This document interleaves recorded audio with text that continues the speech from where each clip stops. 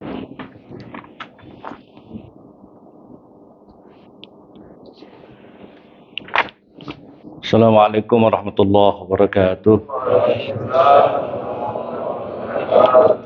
Alhamdulillah rabbil alamin wal aqibatu lil muttaqin wal 'udwana illa 'alal zalimin. Allahumma asyhadu an la ilaha illallah wa asyhadu anna Muhammadar Rasulullah. Syahadatan la intihaa laha wa la ghaya illa nalqa rabbana wa huwa radin 'anna ya rabbal alamin. Allahumma shalli wa sallim wa barik ala sayyidina Muhammadil Fatih liman qal khatim wa saqna sil haqqul haqqul hadi wa siratal mustaqim wa ala alihi wa sahbihi haqqa qadrihi wa miqdaril azim. Amma ba'du. Al mukarramun, para alim, para ulama, para kiai, para sepuh yang sangat saya hormati,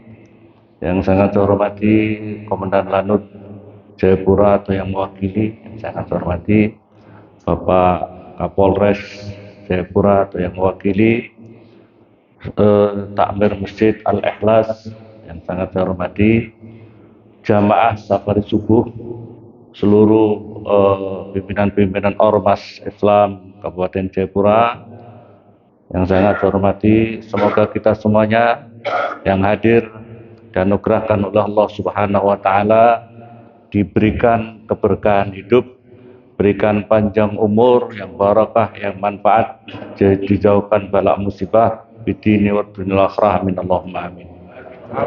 Hadirin wal hadirat yang dimuliakan oleh Allah Subhanahu wa taala, pagi hari ini kita berjamaah subuh di sini dan juga sekaligus mengikuti ta'lim atau majelis ilmu.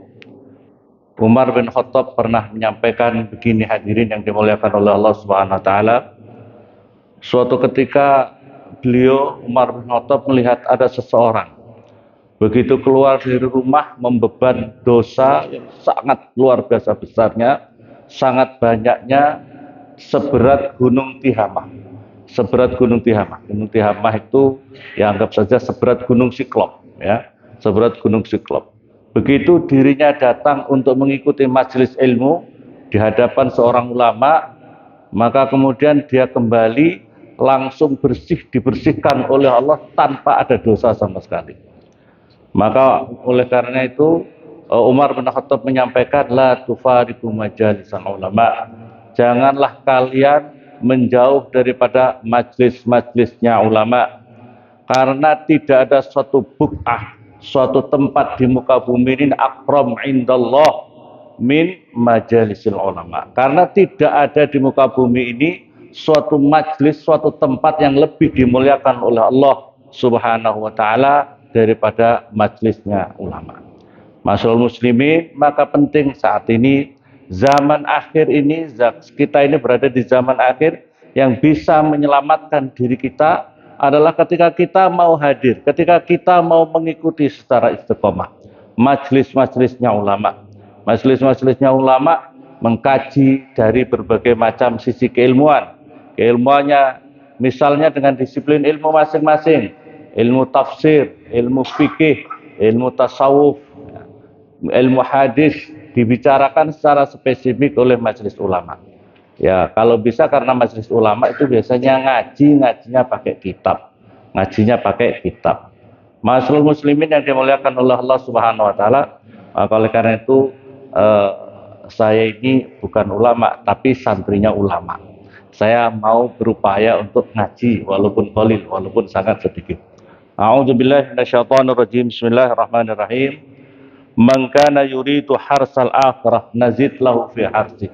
Wa man kana yuridu dunya wa man kana yuridu harsad dunya nu'tihi minha wa ma lahu fil akhirati min nasib. Barang siapa menghendaki keberuntungan akhirat, dalam Al-Qur'an ini, barang siapa menghendaki keberuntungan akhirat, maka Allah Subhanahu wa taala akan menambahkan berlipat ganda kebaikan untuk dirinya. Tetapi barang siapa menghendaki keberuntungan dunia, wa ma lahu fil akhirati wa nu'tihi minha, maka orang itu akan diberikan sebagian daripada dunia. Minha itu adalah bermakna bad di sini. Sangat sebagian, sangat sedikit daripada dunia itu. Nu'tihi minha, orang yang menghendaki dunia belum tentu diberikan dia ingin mendapatkan uang 1 triliun, dapatnya cuma 100.000. Menginginkan jabatan, jadi pejabat, dapatnya tidak jadi pejabat, dan sebagainya. Jadi tidak memungkinkan 100% harapannya itu dunia. Tetapi kalau motivasinya untuk dunia, wa ma lahu min apa itu di dirinya tidak mendapatkan, di akhirat tidak dapat sama sekali. Maka oleh karena itu hadirin yang dimuliakan oleh Allah, kita berniat segala hal aktivitas kita itu diniatkan betul-betul karena lillahi ta'ala, apa itu karena mengharapkan apa itu ridhonya Allah Subhanahu wa taala. Ma'asyiral muslimin yang dimuliakan oleh Allah Subhanahu wa taala, wa fil khabar di dalam hadis diterangkan annahu qala maktubun fi saqil ars. Tertulis di bawah arsnya Allah anna muti'un man ata'an. Allah Subhanahu wa taala menyampaikan dalam hadisnya, saya taat kepada orang yang taat kepadaku. Maksudnya adalah apa itu Allah Subhanahu wa taala akan mengabulkan hajat-hajatnya orang yang taat kepada Allah Subhanahu wa taala. Dan saya mencintai wa muhibbun man ahabbani, dan saya mencintai orang yang mencintai diriku.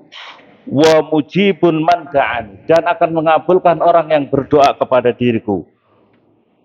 Wa ghafirun liman istaghfarali, dan akan mengampuni bagi seseorang yang meminta ampun kepada diriku. Ma'asyiral muslimin yang dimuliakan oleh Allah Subhanahu wa taala, maka oleh karena itu hendaklah bagi diri kita itu betul-betul di dalam seluruh aktivitas kita itu mukhlis lillahi ta'ala, betul-betul ikhlas karena Allah Subhanahu wa taala. Kenapa ma'asyiral muslimin yang dimuliakan oleh Allah Subhanahu wa taala? Di dalam sebuah makal, di dalam sebuah apa ini, di dalam saya membaca di dalam kitab diterangkan begini. Ada seseorang yang menyampaikan, ya Syekh, ini qala rajulul Hasan al-Basri rahimahullah taala. Inilah ajidu apa ini li ta'ah lazzah ya Syekh. Saya ini sudah mengamalkan taat kepada Allah. Misalnya saya juga rajin ikut safari subuh, saya juga ikut sholat berjamaah dan sebagainya. Tetapi kenapa di dalam hatiku itu tidak ada lazat, tidak ada kenikmatan saya untuk lazatnya saya beribadah kepada Allah. Jawabnya Syekh Hasan Al-Basri belum menyampaikan, faqala la'allaka nazarta fi wajhi man la yakhafullah. Barangkali kamu suka melihat orang yang tidak takut kepada Allah. Insyaallah, medeni ini, menakutkan ini ya. Barangkali kamu berteman karib, barangkali kamu punya berteman karib sama orang yang tidak takut sama Allah. Masya Allah ya. Jadi oleh karena itu hadirin yang dimuliakan oleh Allah, jadikan di dalam hati kita ini, kita kalau berteman itu sama orang-orang yang khasyah kepada Allah, yang takut sama Allah Subhanahu wa taala. Ya, yang takut sama Allah Subhanahu wa taala. Ini menyebabkan dampaknya berkah buat diri kita. Ini dampaknya barokah buat kita. Tetapi kalau kita sering mengidolakan sama orang-orang yang tidak khasyah, tidak takut sama Allah, maka menyebabkan diri kita susah untuk merasa nikmat untuk beribadah kepada Allah Subhanahu wa taala. Ya. Bapak-bapak, adik-adik semuanya, di HP kalian yang sering ente tonton, yang diidolakan, itu para bintang-bintang film apa para ulama-ulama. Nah, ini kan yang dilihat ini masalahnya kan. Yang dilihat, yang Anda sering lihat di HP itu, yang sering Anda idolakan, itu para bintang-bintang film ataukah barangkali tokoh-tokoh kartun, ya? Kira-kira kartun itu khusyuk tidak sama Allah? Bintang-bintang film ini, para bintang-bintang film itu khusyuk tidak sama Allah? Maka oleh karena itu seringlah kita berkumpul, berinteraksi, mengidolakan sama orang-orang yang khusyuk kepada Allah Subhanahu wa taala. Di dalam kitab juga diterangkan, ya Syekh, saya ini beribadah, tapi juga kenapa diri saya kok tidak bisa merasakan nikmatnya untuk beribadah kepadanya ya Syekh. Jawabnya Syekh, seorang mursyid belum menyampaikan begini. Di dalam hatimu ada anak perempuannya iblis. Kalau di hatimu, di dadamu ada anak perempuannya iblis, maka bapaknya sering datang ke dada kamu. Dan datangnya iblis, bapaknya iblis ke dada kamu, pasti akan membawa dampak kerusakan, dampak ketidaknyamanan, lazatan dirimu untuk khusyuk kepada Allah Subhanahu wa taala. Ini yang menyebabkan kenapa kamu tidak bisa merasakan nikmatnya beribadah kepada Allah Subhanahu wa taala. Terus apa itu anaknya iblis? Anaknya iblis itu adalah hubbud dunya, terlalu cinta dunia. Karena Rasulullah sallallahu alaihi wasallam, Rasulullah sallallahu alaihi wasallam, hubbud dunya ra'su kulli khati'ah. Terlalu cinta dunia ini adalah pangkal dari semua kejahatan, itu adalah karena terlalu cinta dunia. Hadirin yang dimuliakan oleh Allah, Nabiullah Musa alaihissalam pernah melewati suatu kaum. Di tengah-tengah kaum itu ada seseorang yang menangis, masya Allah, minta ampun sama Allah. Padahal ini menangis, padahal ini sedang bertaubat dan minta ampun kepada Allah Subhanahu wa taala. Terus dalam perjalanan rihlah itu beberapa hari kemudian Nabi Musa melewati dan orang ini masih tetap berada di tempat itu dalam posisi yang sama, yaitu sedang bermunajat kepada Allah, menangis di hadapan Allah Subhanahu wa taala. Nabi Musa berdoa, ya Allah, kabulkanlah hajatnya orang ini, orang tua ini yang sedang bermunajat kepadamu ya Allah. Kabulkanlah ya Allah. Tapi jawabnya Allah Subhanahu wa taala, Musa, sekali-kali tidak akan aku kabulkan hajatnya orang itu. Tidak akan aku ampuni dosanya orang itu. Sekalipun air matanya keluar, air darahnya keluar dari air matanya, sekalipun tulangnya bongkok karena banyaknya sujud kepadaku, karena di dalam hatinya ada ada cinta kepada dunia. Insyaallah ada terlalu cinta dunia. Maka oleh karena itu manajemen hati kita ini betul-betul, manajemen hati kita itu harus betul-betul ditata sedemikian rupa, jangan sampai segala macam motivasi kita itu karena dunia, karena Allah Subhanahu wa taala. Harus lillahi ta'ala. Ini yang harus kita upayakan, ini seperti ini, masyaallah muslimin yang dimuliakan oleh Allah, bagaimana kita menjaga hati kita ini. Maka oleh karena itu ulama-ulama kita ini kita diajari bagaimana cara menumbuhkan rasa khusyuk di dalam diri kita itu. Kita diajari dengan zikir nafi isbat. Nafi isbat itu kita diajari dengan la ilaha illallah, la ilaha illallah. Menurut Syekhina Maimun Zubair, mursyid thariqah kami, pembimbing kami, rohaniah kami, itu adalah la ilaha illallah, itu la ilaha illallah. La ilaha itu artinya, kalau ke sini la ilaha itu artinya dunia. La ilaha itu dunia. Ditinggalkan Tuhan-Tuhan tandingan, yang ada hanya Allah. La ilaha illallah. Allah itu harus kembali kepada jantung kita. La ilaha illallah.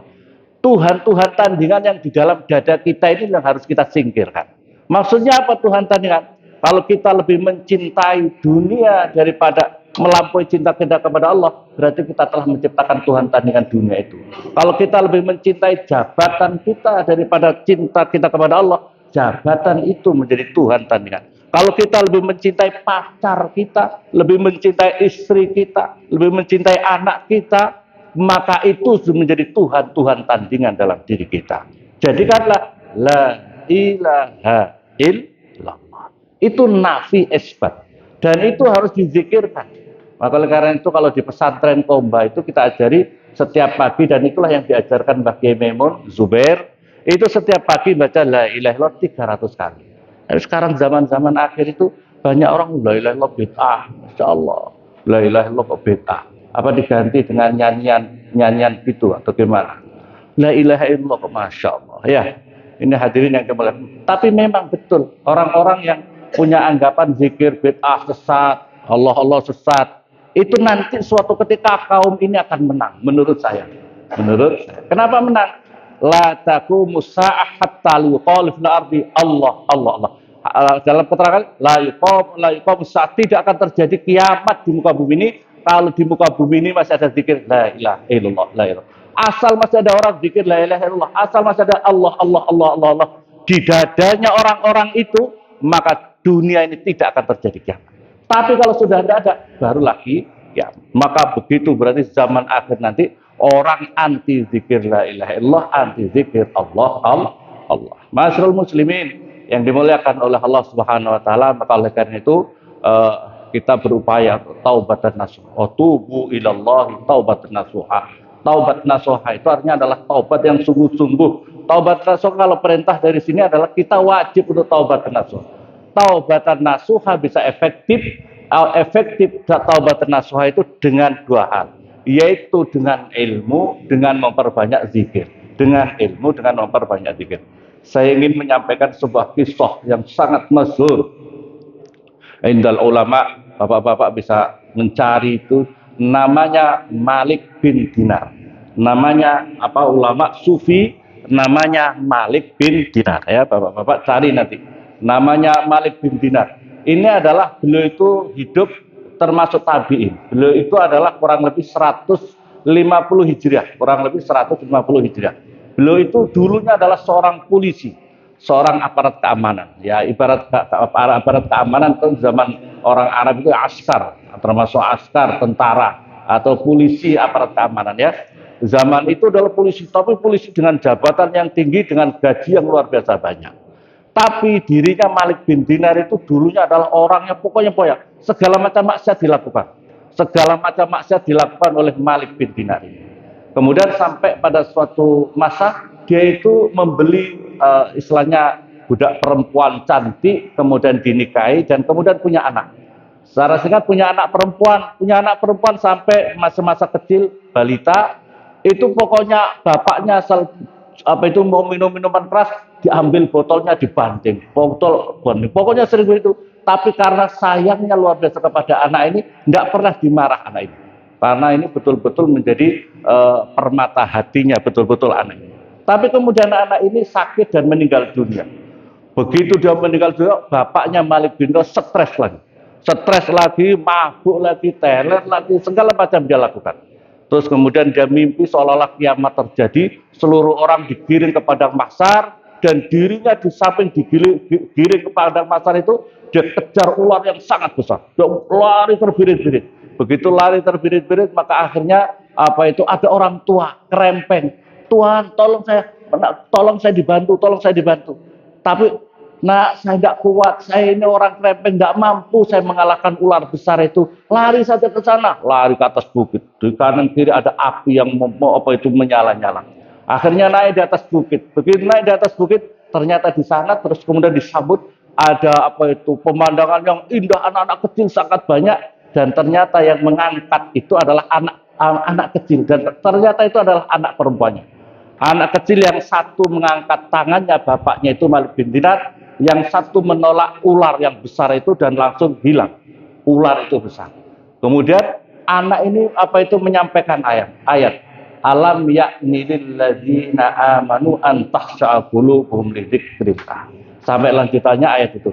Alam ya'ni lil ladzina amanu an tahsha'a qulubuhum. Apakah belum waktunya orang-orang yang beriman itu, orang antasyakur, untuk menundukkan dirinya, untuk khusyukkan dirinya, untuk berzikir kepada Allah Subhanahu wa taala. Ini bapaknya belum, nak kamu hafalin. Iya, saya paham ini.